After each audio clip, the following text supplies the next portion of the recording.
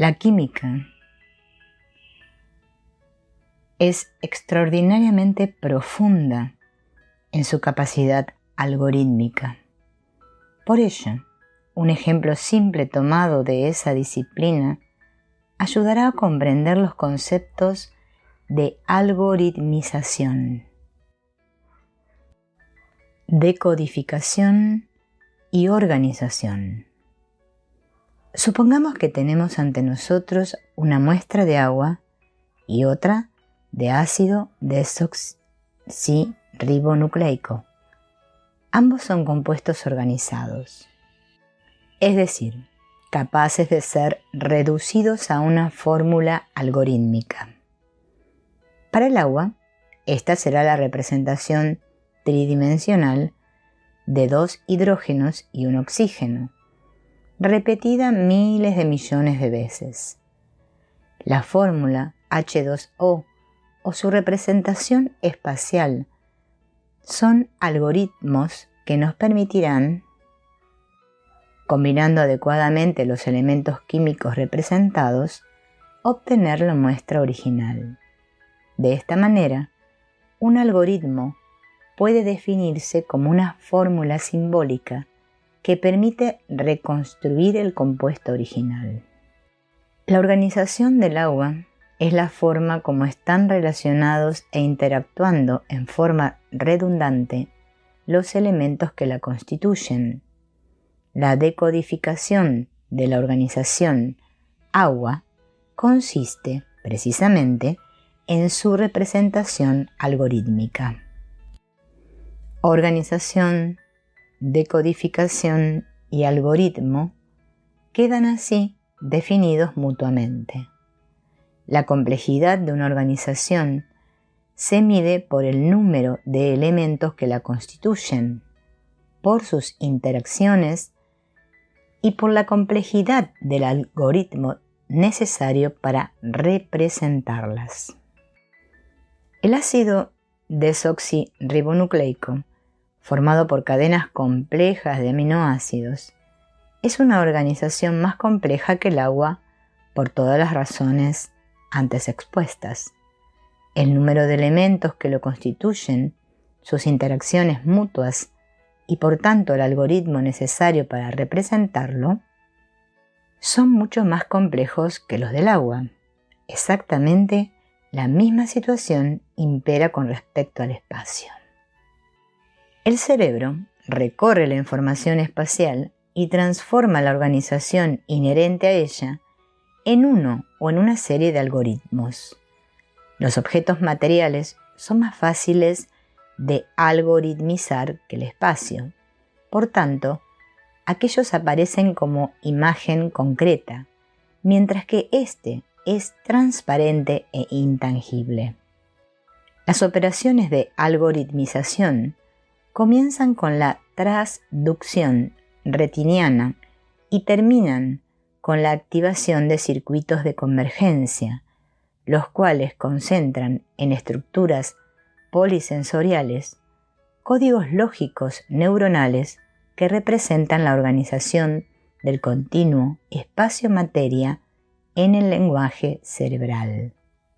El espacio, en su organización, se nos muestra como organizado, siendo la materia localizaciones de su contenido que difieren en organización del resto del mismo. Podríamos pensar en una telaraña gigantesca en la cual, o trecho a trecho, líneas delgadas se unen, se densifican o simplemente se curvan, dando lugar a la materia. Es este mismo espacio que nosotros percibimos desde uno de sus puntos, con la diferencia de que la imagen de telaraña que ese punto contiene proporciona información acerca del resto de la red. La concepción kantiana del espacio manifiesta, implícita o explícitamente, el carácter inflexible del mismo. La consideración de su existencia a priorística indica que el espacio nos es dado como tal y que ningún proceso de aprendizaje puede o podría modificarlo. Para el espacio abstracto que Kant concibió, lo anterior es absolutamente cierto. Sin embargo, para el punto de vista que estoy manejando, la característica aplástica de la percepción espacial no existe. En otras palabras, el espacio se transforma en materia y se ha transformado en ella filogenética y aún ontogenéticamente hablando. Se aprende a detectar organizaciones espaciales específicas y en este aprendizaje reside la evolución perceptual. Probablemente los seres humanos que vivieron en este planeta hace millones de años veían como espacio transparente algunas de las cosas que nosotros hemos aprendido a percibir como objetos materiales, y viceversa. Probablemente en algunas etapas del desarrollo de la humanidad, los hombres veían como objetos materiales lo que nosotros en la actualidad vemos como espacio transparente.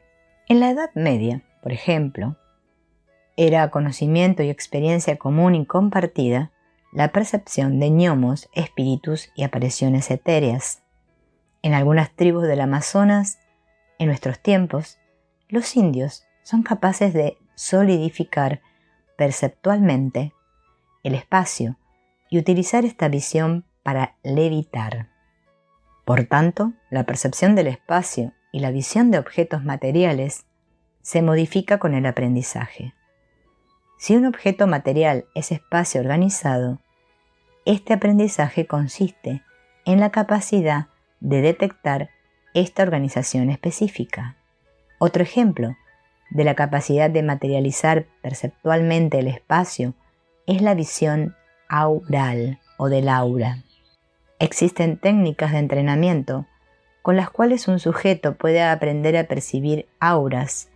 Estas no son sino organizaciones espaciales que para el común de la gente permanecen sin ser codificadas y por tanto no percibidas.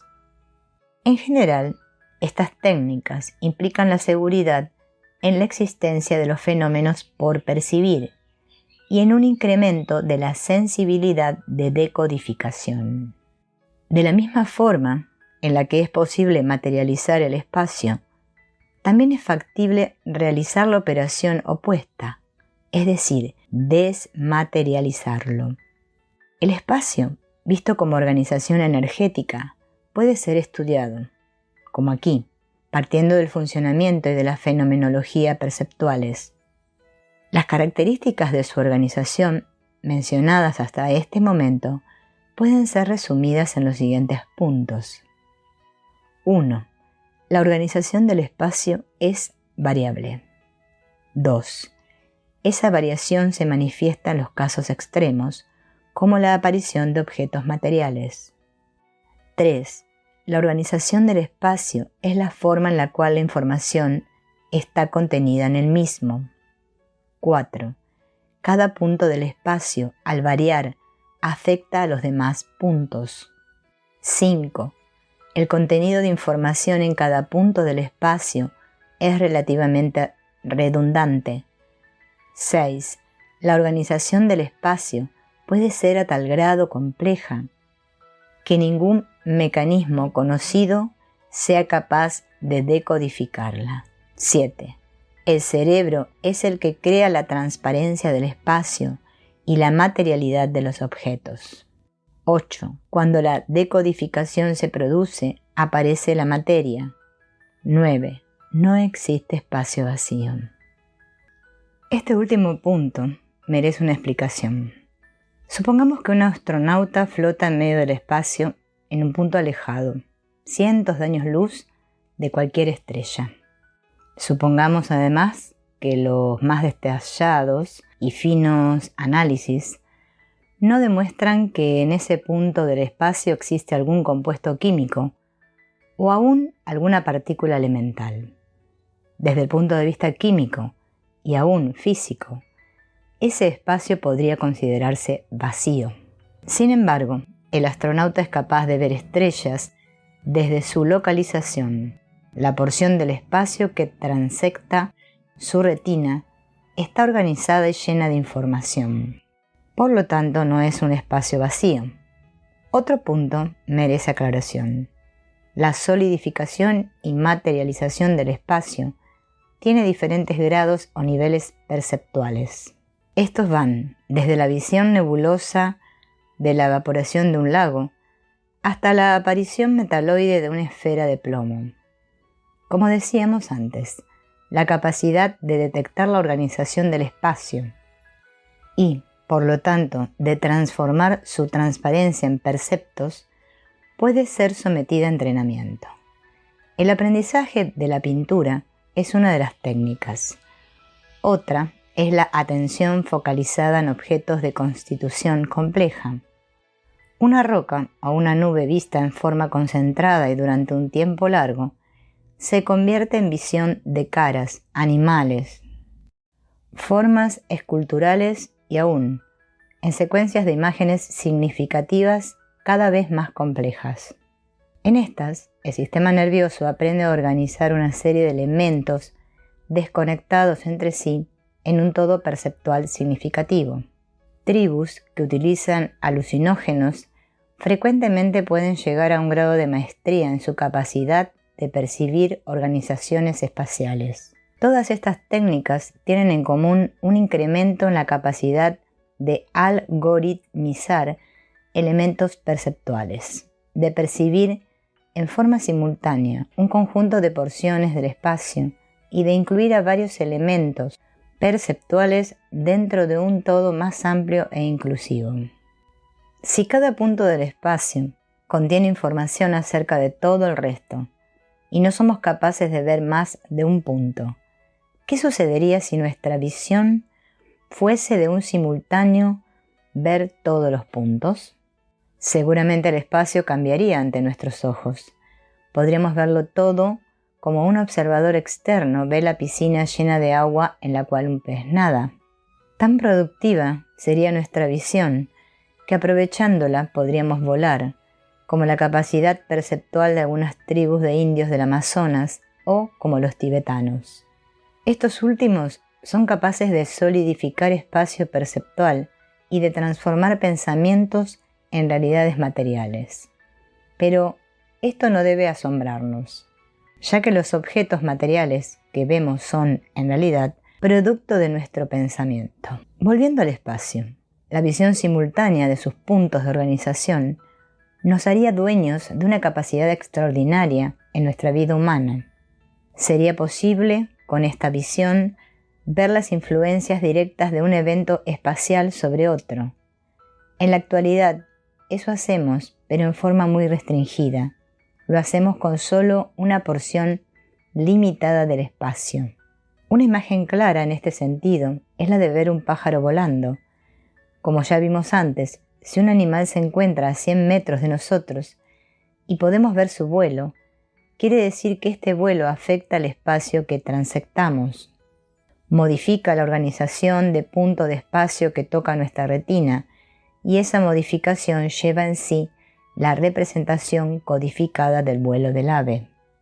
Por lo tanto, si somos capaces de percibir el efecto de una porción de espacio sobre otra y, por ello, de percibir la conexión entre ambas, pero el vuelo del ave no solo modifica la porción del espacio que vemos, sino todo el espacio. Si al pájaro lo conceptualizamos como un punto matemático en movimiento, todo alrededor de ese punto cambia en su organización por ese movimiento. En realidad, es como si a partir de ese punto del espacio se expandiesen esferas de cambio afectando el espacio en todas sus dimensiones. Si fuésemos capaces de ver en forma simultánea todos los puntos del espacio de la misma forma que vemos uno, lo que aparecería a nuestra vista serían esas esferas en expansión, alterándolo todo. De nuevo, la imagen del agua es adecuada. Una piedra cayendo en el centro de un estanque forma ondas circulares que se expanden en todas las direcciones. Cuando la piedra se sumerge en el líquido, todas y cada una de las zonas de este último son alteradas por el movimiento de la piedra. Lo mismo sucede en el espacio, pero no somos capaces de verlo, y no lo somos porque la organización del espacio transparente es tan compleja que desafía los procesos de decodificación que poseemos. En realidad, ver un objeto material es posible por la sencilla razón que éste es una alteración de la organización del espacio en varios de sus puntos simultáneamente. Es como si un gran espacio disminuyera la sintergia en su organización o se simplificara de tal forma que nuestros mecanismos cerebrales lograran decodificarlo. La visión de un espacio materializado es precisamente la visión simultánea de varias porciones sintérgicamente organizadas. La posibilidad de detectar esa sintergia en el espacio transparente nos haría percibir lo que ese espacio esconde detrás de su transparencia. Quiero hacer hincapié en que la materialización del espacio no es un evento esotérico, sino que por el contrario constituye la forma normal y cotidiana de ver los objetos. Solamente una extensión de esa capacidad normal es la que nos permitiría percibir lo que en otras edades, niveles y culturas era percepción normal, es decir, la extensión de la materialización perceptual hacia el espacio transparente. Hasta aquí hemos hablado del espacio dado por percepción visual y hemos desarrollado ciertos conceptos basados en la abstracción de este procesamiento visual. Pero, obviamente, el espacio no solo es organización luminosa, sino que también está organizado por partículas químicas viajantes, olores y viento, por lo menos el espacio atmosférico. Similares, aunque más restringidas, cogniciones se aplican al estudio de la organización del espacio olfatorio o al de partículas elementales y ondas de radio. Dada la cantidad increíblemente grande de información que cada punto o porción del espacio contiene, es predecible que en un entrenamiento adecuado de la decodificación y análisis de la misma incrementaría en varios órdenes de magnitud la capacidad cognoscitiva y perceptual del hombre. El cerebro está organizado por circuitos neuronales complejos que han alcanzado su desarrollo actual después de millones de años de evolución. Todo está previsto en el cerebro para decodificar y analizar el espacio en la forma como lo hacemos actualmente. Es posible considerar a la organización cerebral como una especie de materialización lógica del espacio. Al menos, esta consideración es adecuada si tomamos en cuenta la forma como el cerebro ha evolucionado. Un ejemplo es la retina. Su tamaño y funciones lógicas se han determinado en mayor o menor medida por la forma en la que el espacio está organizado. La porción de espacio que es capaz de activar los circuitos retinianos no es azarosa en sus dimensiones. Bastaría con que la retina fuese del doble o triple del tamaño actual para que la percepción del mundo se alterara significativamente. Probablemente tales incrementos de dimensiones retinianas provocarían visiones duplicadas o triplicadas de objetos. Esto sería así, necesariamente, si el resto del sistema visual no concentrara algorítmicamente la información visual. Aún el tamaño actual de la retina debería producir visiones hiperduplicadas de los objetos, porque el mínimo tamaño del espacio suficiente para contener la información que manejamos es muchas veces menor que el tamaño retiniano. De hecho, la salida retiniana lleva información redundante del universo. Esta información no es percibida como redundante porque en las porciones centrales del sistema nervioso, operaciones de inclusión manejan la redundancia hasta lograr que ésta no sea percibida como tal. La prueba de la redundancia de información óptica es el hecho de que una lesión del 98,5% de las fibras del nervio óptico no es suficiente para afectar la discriminación perceptual compleja en el gato. Ahora y más adelante analizaré la forma como la redundancia de información es manejada neuronalmente para dar lugar a una experiencia unificada. Baste decir aquí que una de las características sobresalientes del manejo cerebral de la información son las llamadas operaciones de inclusión por convergencia. En estas, señales dispersas transmitidas a través de muchos canales neuronales son concentradas en unidades convergentes, de tal forma que en estos últimos se desarrollan códigos neuronales lógicos que contienen en forma concentrada lo que antes de su activación era información dispersa y redundante. Este manejo inclusivo es una extensión cerebral de las operaciones inclusivas naturales. Estas han acompañado la evolución de sistemas complejos como una fuerza o energía constante y siempre activa. Esta misma fuerza es la que formó la primera unidad inclusiva del átomo, a partir de la organización de un conjunto de partículas elementales. Más adelante, contribuyó a organizar varios átomos en una nueva unidad de inclusión, la molécula. De aquí, los compuestos complejos surgieron como nuevas unidades de inclusión. La célula representa una etapa grandiosa y emergente en este mismo proceso, formada por millones de elementos sabiamente organizados.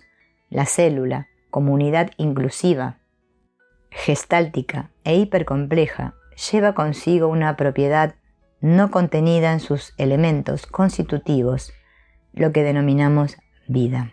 El mismo proceso inclusivo hizo que una organización celular compleja diese lugar a una nueva unidad inclusiva, el tejido. De aquí, en orden ascendente, el órgano y por último, el organismo todo. Cada nivel de inclusión representa la aparición de propiedades nuevas, no contenidas en los tabiques que lo forman. La conciencia, como propiedad emergente, sería el pináculo de toda una organización inclusiva. Curiosamente, el espacio muestra una organización inclusiva similar, aunque basada en diferentes operaciones. Cuando mencioné que un punto o porción del espacio contiene en una organización informacional compleja y en forma hiperconcentrada cantidades gigantescas de información, pensaba en este ordenamiento inclusivo cerebral y natural, trasladándolo a la organización espacial. Por ello, el cerebro puede considerarse como una materialización lógica de la organización del espacio. Es interesante especular acerca de una de las resultantes de las similitudes espaciales y cerebrales y sus transformaciones. Un patrón natural que implica una secuencia de eventos ordenados se reproduce en niveles diferentes en la actividad celular y en el procesamiento consciente de la información. Algo así como un continuo espacio célula-cerebro aparece como resultante de transformaciones dimensionales de contenidos lógicos. Esto ya lo sabían los escritores del I Ching, quienes encontraron una semejanza espectacular entre lo que sucede en la naturaleza y lo que sucede en la conciencia. La postulación de que todo esté interconectado dentro de una red energética mutuamente estimulada podría explicar tales semejanzas. Ya veremos más adelante que la postulación de un campo energético neuronal en expansión en el espacio podría explicar las relaciones mutuas entre actividad cerebral y organización del espacio. Por ahora es suficiente afirmar que, a un nivel fundamental, todo está basado en lo mismo y todo es lo mismo, patrones energéticos en diferentes grados o niveles de organización. El espacio, sobre todo, está constituido por patrones energéticos organizados. Por supuesto que cabe preguntar en dónde se encuentran tales patrones, qué es lo que los sostiene, contiene y cómo se nutren. La última pregunta es relativamente fácil de contestar.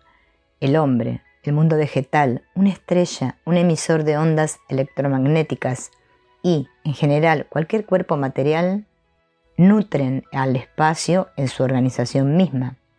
De hecho, prácticamente todo este capítulo ha tratado acerca del espacio en su contenido energético. La pregunta acerca de qué es lo que contiene todos estos patrones es más difícil de contestar. De hecho, todos los intentos por definir o aún describir al contenedor han resultado infructuosos. Aún la hipótesis acerca de la existencia del éter como sustancia base del espacio ha sido puesta en duda por la invarianza de la velocidad de la luz. Se creía que el éter era arrastrado por la Tierra y, por tanto, que la velocidad relativa de ésta afectaría la velocidad de la luz, medida a favor o en contra del movimiento terrestre. El hecho de que no se encontrara diferencia alguna en estas mediciones puso en duda de que el éter es arrastrado por la Tierra o el éter mismo como posibilidad. El contenedor es el espacio kantiano, lo a priorístico y fundamental. Su realidad es más cognoscitiva que física, más conceptual que concreta. En sí mismo es espacio. Organización energética, contenedor y contenido simultáneamente. Volviendo a la organización del espacio, un instrumento excelente para visualizar a esta desde una perspectiva objetiva es una cámara fotográfica, de preferencia un modelo antiguo cuyo diafragma pueda variar en un rango extenso. Supongamos que frente a un paisaje colocamos nuestra cámara con un diámetro de diafragma de 1 milímetro. Tomamos una fotografía y apuntando en la misma dirección, movemos la cámara 1 milímetro y fracción. La nueva vista será de la porción del espacio de 1 milímetro de diámetro, separada de una fracción de 1 milímetro del punto del espacio de 1 milímetro de diámetro de la primera fotografía. A pesar de que las dos fotografías provienen de dos puntos del espacio independientes entre sí, que además están separados de otra porción del espacio de una fracción de milímetro, darán lugar a dos imágenes prácticamente idénticas. Esta es una demostración de la redundancia de la organización del espacio. Al igual que el ojo, la cámara registra la información que pasa por la apertura de su diafragma. En otras palabras, registra la organización del espacio limitado por el diafragma. La información contenida en ese espacio es cuántica en el sentido de existir un límite inferior, debajo del cual la imagen de un paisaje deja de serlo. En otros términos, es posible plantearse la siguiente pregunta: ¿cuál es la mínima porción de espacio capaz de contener la suficiente información como para dar lugar a una imagen específica? O, si se quiere, ¿cuál es la dimensión de espacio mínima capaz de contener todo el algoritmo espacial de un objeto o de un paisaje? Debe existir un mínimo, al cual denominaré quantum de espacio. Mientras más nos aproximemos a un determinado quantum de espacio, habrá menor redundancia de información. Si el diámetro del diafragma sobrepasa en muchos órdenes de magnitud un determinado quantum de espacio, habrá mayor redundancia del algoritmo necesario para reconstruir la imagen específica asociada con ese quantum.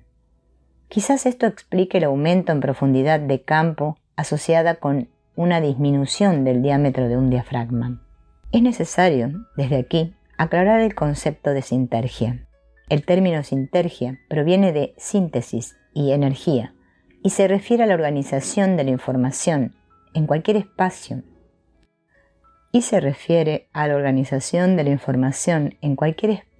en el cual se manifieste algún grado de convergencia. Si un punto de un espacio contiene información concentrada acerca del resto, ese espacio posee una organización sintérgica. Las porciones de un espacio sintérgico en las cuales cada uno de sus puntos o cuanta contienen mayor concentración informacional son las porciones de mayor sintergia de ese espacio. Un ejemplo en este sentido es una porción de espacio intergaláctico alejada de cualquier estrella. En este extremo de alta sintergia del espacio, un punto de dimensiones infinitesimales contendrá información gigantesca acerca del resto del universo. Si partimos de este espacio y nos acercamos a una estrella, lo que observaremos es que los puntos de espacio cercanos a la estrella contienen menos información. Este sería una porción de espacio de menor sintergia. El extremo de menor sintergia sería la estrella del ejemplo o cualquier otro objeto material. Una de las características de un espacio de alta sintergia, además de la elevada concentración informacional en cada uno de sus cuanta, es su alta redundancia. Un buen ejemplo en este sentido es la aparente inmovilidad de objetos muy alejados de un observador a pesar del movimiento de este último. La visión de la Luna desde un automóvil en movimiento es característica y su aparente inmovilidad se explica por la elevada redundancia de los cuanta que el observador transecta. En cambio, en un espacio de baja sintergia, la redundancia es mínima. Existen otras características de la sintergia que se analizarán más adelante. En los volúmenes de esta serie, El espacio y la conciencia, Psicofisiología de la conciencia 3. Baste decir aquí que lo que llamamos fuerza gravitacional y tiempo son alteraciones de la organización sintérgica. Un aumento en la fuerza gravitacional no es más que una reducción de redundancia informacional y un decremento de concentración informacional en cada quantum de un espacio. Una disminución de fuerza gravitacional está dada por un incremento de redundancia y un aumento en la concentración informacional en cada punto del espacio. El tiempo, a su vez, transcurre más lentamente en un espacio de alta redundancia, es decir, alta sintergia, y más rápidamente en un espacio de baja sintergia.